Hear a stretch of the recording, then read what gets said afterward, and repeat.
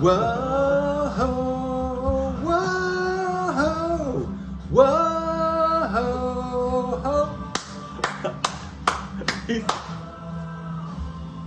Whoa, we'll never give up on you. All right. Awesome. So NSC Fan TV 0-0 tie with the Columbus Crew away, weathering the last 25 minutes of that game. They were just coming at us like a very heavy rain. At least the last 25. At least the last 25. At least, yeah. Oh man. So let's just jump right in. You wanted to start. You wanted to talk. Let's just start from the back, as all plans from Smith's NSC work. Let's start from the back. No long balls. Then move forward. Move forward, No. and maybe it'll peter out at the end. Don't worry, there won't be any crescendo of goals coming. Tell us. So let's start at the back. Let's start with the one position, Willis. Those saves were huge. 7 saves tonight. And 7 saves, and I think 6 clean sheets. 6 clean sheets now this season. Yeah, this season, which is impressive, especially given we've got so many draws too. Yeah, keeping us in games. I mean, because keeping us in games. Yeah. Okay, so Willis's saves, and especially in some ways some of the saves that came off, especially towards the end, maybe in the 80th minute, 75th minute, Willis had the sort of cross the goal right hand that pushed it wide of the post. It was off of there was a deflection that came. And so I think that Willis kept us in the end. There were like at least 2 saves that seeing the ball go towards the goal, I was like, this is where the dam breaks. And nope, snatching the hot dogs from the fire, Joe Willis. And so, a couple moments where it looked like the defense kind of broke a little bit, Willis bailed us out. And I think really it was Willis with Anibaba in the back, and then Dax playing a very weird position they normally would, right? He wasn't in the 6th position. Nope. No holding midfield or anything with the, either was going forward. It was all the way in the back, right? Yeah, right. With 3 across the back still. 3 across the backs, and Dax playing in the middle between the sort of the 2 larger middle backs. So Anibaba, and then you had Rami. And Rami on the other side. Right, yeah. I think it was weird because we were used to, at this point, maybe, it's only been like 2 or 3 games, but Anibaba in the middle. In the middle, right. Doing that little, I think at least, communication with Willis and just holding the back line. Now we had Dax doing that, which is interesting. And it did make playing out of the back a little bit more comfortable. And so for all the play out of the back that we've got, if it's going into McCarty's foot, I feel a little bit more comfortable with that than like seeing, for example, for as great a defenders as they can be, seeing it on Romney's foot or seeing it on Jack Mayer's foot. Not quite. I don't feel quite as confident seeing that. Again, they've done admirably well and that, but actually being able to see McCarty make plays coming out of the back. Some of our best chances came from McCarty spotting Sapong and Mukhtar going forward early in the second half. So play out of the back is a little bit better with McCarty there, but I'm just Dax is a great player. He digs the ball. He doesn't get beat on the dribble. But they put their center forward squarely in the middle. Yeah. And every time that ball was in the air, I was like, McCarty's going to get out jumped. And then too, him being on a yellow, right, meant that he couldn't commit, I think, as readily as he could usually against Zelarayan, Pedro Santos, who were their 2 biggest threats going forward. And you saw every time Zelarayan got a touch on the ball, it didn't matter who was around him. They had to almost give him space back off because of the way he kind of draws defenders, but then dribbles past them. That's right. Right. Every time he's coming at you, you've just got the likelihood is you're either going to foul him or he's going to blow by you. There's no other option. No other option. Yeah. you saw it with the way that Anunga had to step to him and almost commit a tactical foul. Yeah. Because otherwise, Zelarayan would have had too much of a chance going forward with nobody else to cover. So Anunga, I think, made the right decision. and played solid defense and yeah. a lot of intelligent play going forward. Yeah. Of the sort of the non-regular sort of beginning of the season starters on the field today, I think that Anunga has shown so much growth.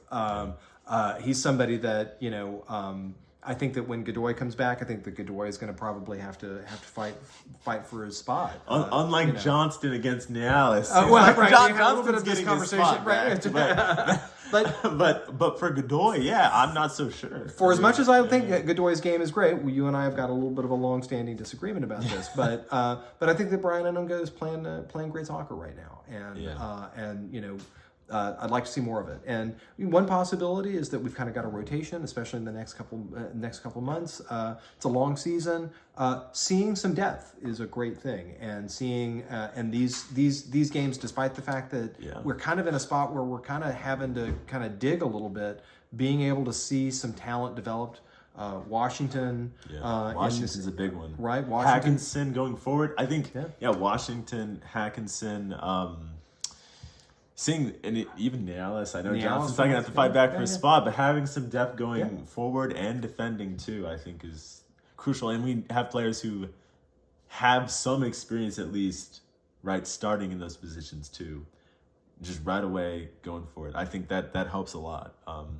Because you never know what can happen. And we've already seen with, the international, not break, but international gaps, right, in our roster, and also with some injuries too, right? We see that having those players who can fill those roles, right, and that we've seen them, they're sort of tried and true in a sense, is good to have. Yeah, so I'm hoping that we'll be able to get a little bit more get more of the team back and not have to be in this spot where we're just grateful to find out that we've got the depth that we needed instead of knowing that we've got the depth. And even one more thing though, even with the depth, you have players being able to play in different positions. Yeah. Right. So with Dax being able to, he mentioned it right in the interview after the game. That's right. Right, but being able to drop back and play that center back role instead of more of a 6 role. I think, which can be a double-edged sword, but for a player like Dax who's been playing for as long as he has, I don't think it's as much of a problem. Right? I think that's right. He's a seasoned player, used to organizing the team, right, getting people where they need to be, as the captain especially too. Right. I think that was a real vote of confidence and a good bit of just strong team play. A good captain does this, is able to step in and say, "Look, I'm usually the holding midfielder, but but such a consistently good tackler, can play and can organize a defense and can play there and can take that spot over." I think that was great. Although I'll say one thing, it was great, and I agree completely. But there's one thing we've got to mention. Away from our team, their team. We've talked about Pedro Santos. Yeah. We talked about Zelarayan. My gosh, what a great player he is. What a fantastic player. Just drawing everyone away from everyone else. What an amazingly silky player he is. Yeah. But you wanted to mention somebody else. But somebody else. The guy who wasn't playing for Columbus, right? Who, if he had been on the pitch, I'd be scared of what would happen to Dax in the middle. There's stories of people who weren't there. There's Zimmerman, right? So in some ways, all of our talk about the back was in fact a story about Zimmerman. Yeah. But there was a player for them that wasn't there. Zardes. Yeah. Would have been a very different game, and in fact, it would because the 30 minutes at the end of the game, we were generally outclassed in the midfield. More about that in a minute. But we were generally outclassed in the midfield possession-wise, but they were not able to put anything away. Somebody would have made a very big difference. It was almost like right-haired forward. Amazing guy. Yeah. It's almost like having Santos and Zelarayan meant that they could draw people off of them, but then nobody was there to kind of finish, right? Or nobody was in the box for a deflection to happen and to get it on target. Zardes would have been the guy, right? Yeah, the guy's a stone cold killer. And he plays for them the true 11 role. Yeah, right. No tracking back. Yeah. No, none of that mess. That's not his job. His job is to be full tilt forward. Yeah. It's clear that their offense depends on that kind of play from him. I think that one thing about their offense that was kind of thrown off was that Pedro Santos got that blow to the head, and he spent 5 minutes on the ground, and it looked like he took a blow from a prize fighter, and he was not the same player after that. And I don't root for players to get hurt, and I don't want to take pleasure in any of that. But that changed the game significantly, and took a player that was a significant advantage for them on their left side, kind of off the table for them for at least 15 minutes. He was not the same player, even at the very end where he was contributing. He was not he was not the creative, cerebral player and silky player that he is. So that blow to the head was a pretty significant blow for their team, too. And I think I don't know what it was. Maybe they didn't have anyone who could fill the same role in the same way he does, right? As a creative playmaker, right? Coming out of the midfield. But if they did, we would have been not only in more trouble, but it would have been fresh legs for them. True. Right? I think when it came to subs, we were the team that made the big subs going forward and attacking, right? Having such aggressive subbing. Having Sapong come off, right? Having Mukhtar come off. Yep, they came off as a package. And then having Leal and Cadiz coming on. So now we've made a full circle. We've talked about Willis making the huge saves. We talked about Dax in the middle with Danny Baba making moves, right? We've gone and we've talked about the midfield and how Anunga was contributing good work in the midfield. I think LaGrassa consistently was being able to play some defense. Yeah. Not a lot of really positive offensive play from him. The player that in the midfield that annoyed me the most was Alex Mule. Mule is just So first off, kudos to him for being Charlie Hustle. For as much as I love to see, I love to see people who are willing to run their legs off. He does it every game. Yes. But sometimes you run your legs off and there's no blood going to your brain. I just don't know what he's doing sometimes. He seems reckless. He seems wasteful. I'm just unsure what he's doing sometimes. And I find him to be a player that could have a lot of upsides.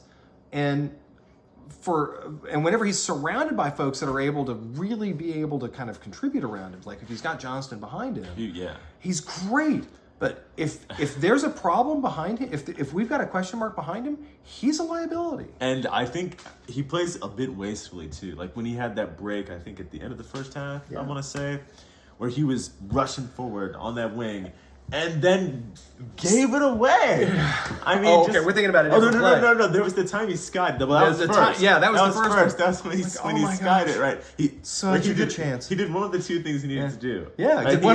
He got it over the defender, slid toward him. Right? But then he also needed to get it into the net. But there's a rectangle in front of you with a net around it. None of that happened. He just absolutely skied it. Yeah. I mean, I'm not sure if that was like a misstrike or if his form wasn't down. I mean, he was running full tilt. I mean, that's Alex Mule. Like you mentioned, he's always running that at full speed. But no, I was talking about the chance that I think came after that. Okay. Where he was down, I think the right wing, I want to say.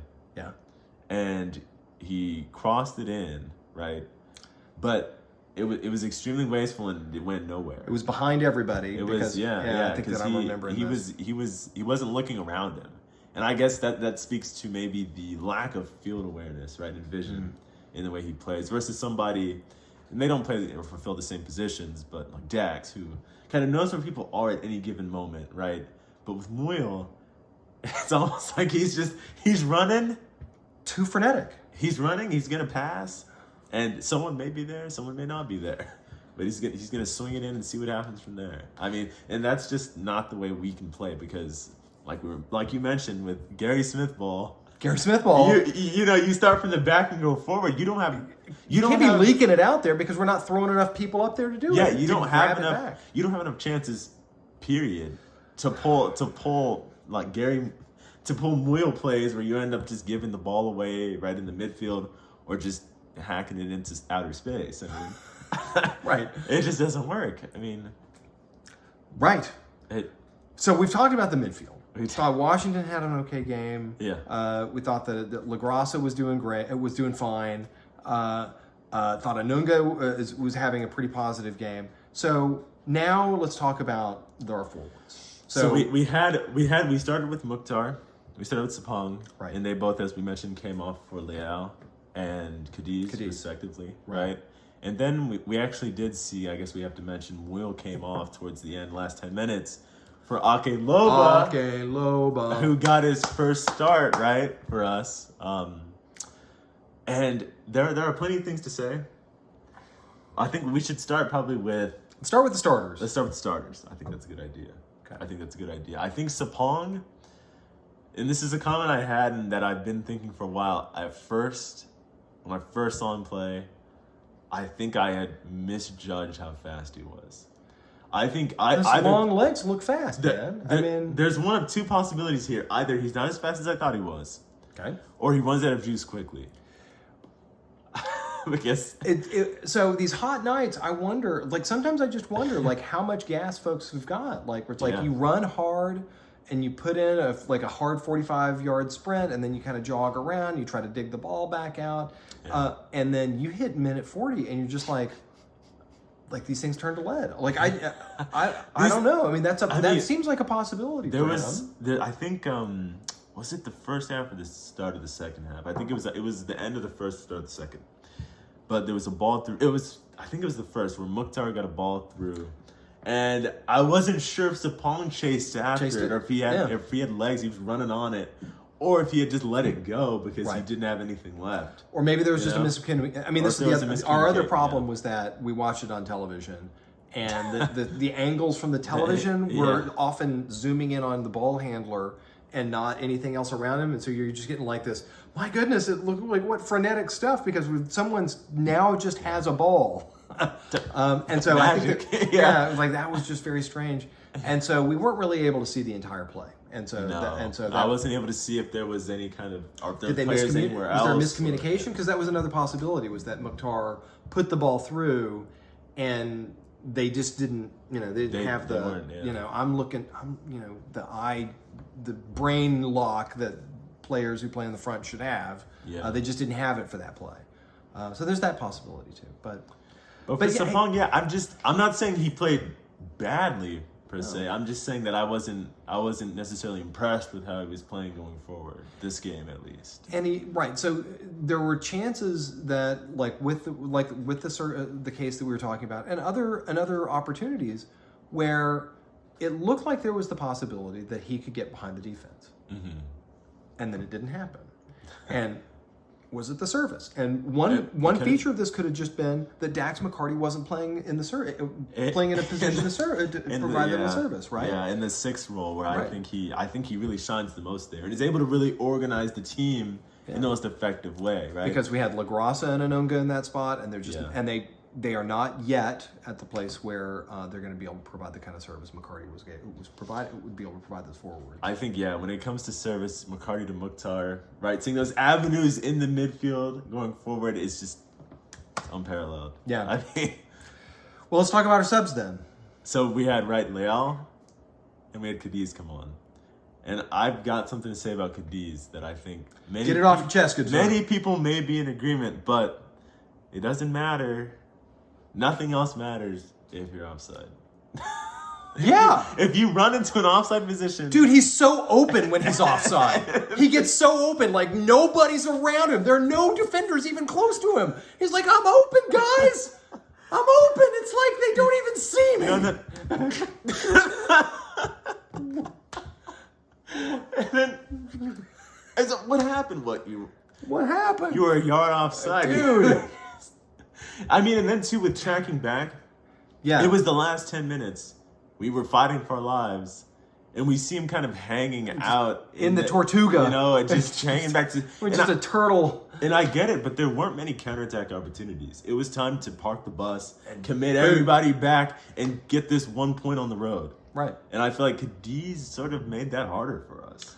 I'm not saying Sapong would have necessarily tracked back far or did a lot more work, but it felt like Cadiz wasn't willing to do that, and he was fresh legs. He was fresh legs, and you know what? Even if we're not getting the ball to him, he still's got the responsibility to chase. Yeah, it was like, look, if we're gonna boot it out, and he should run on, and be able to chase a ball down that happened. He doesn't do that. So we did see one player who came on, and he came on from wheel. Yeah. And it was Ake Loba, and he had some chances to do some chasing from clearance balls. He did. And I think I liked his control on the ball. Yeah. I think because I think it might have been his second touch, actually, where he got the ball, right?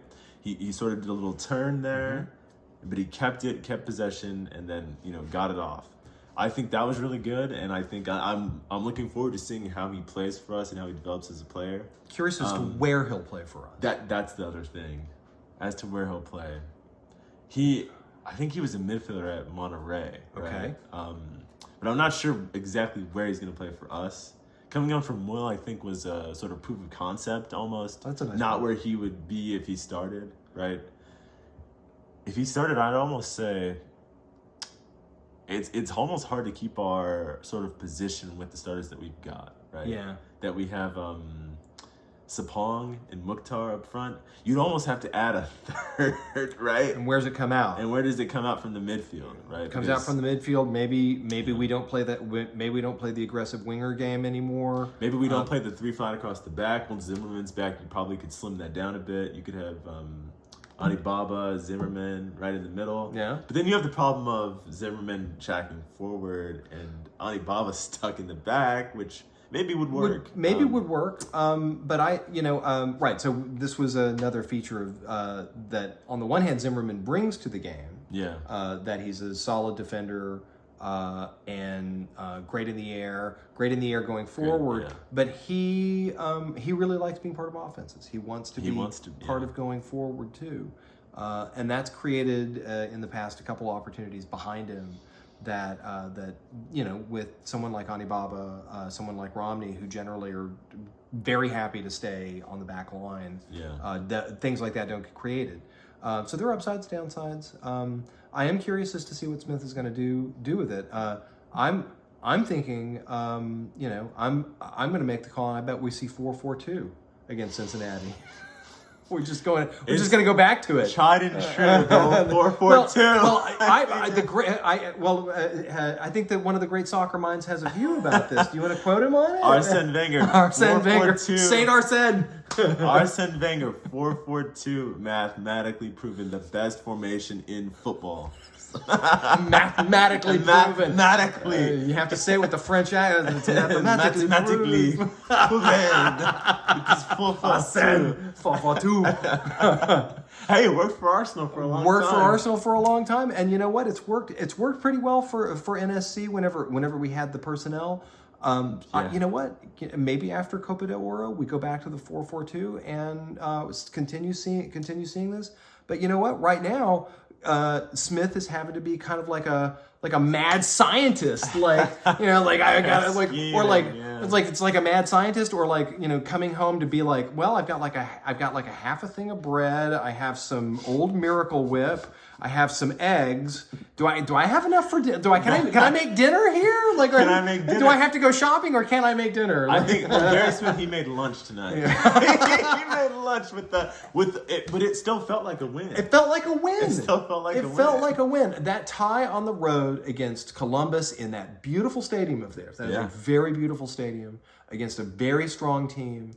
With two very silky players and a very stout defense. Could have been 3. That would have been scary. Yeah. With Zardes. I think that if they had Zardes, we would have been in trouble. But you know what? They didn't have Zardes, and we weren't. And we didn't have Zimmerman. We didn't. I was going to say they didn't have Zardes. They didn't. We didn't have Zimmerman. Didn't have Zimmerman. Didn't have Johnston. Didn't have Godoy. Well, you said your piece. I've said my piece. I've said my piece. NSC Fan TV. Signing off.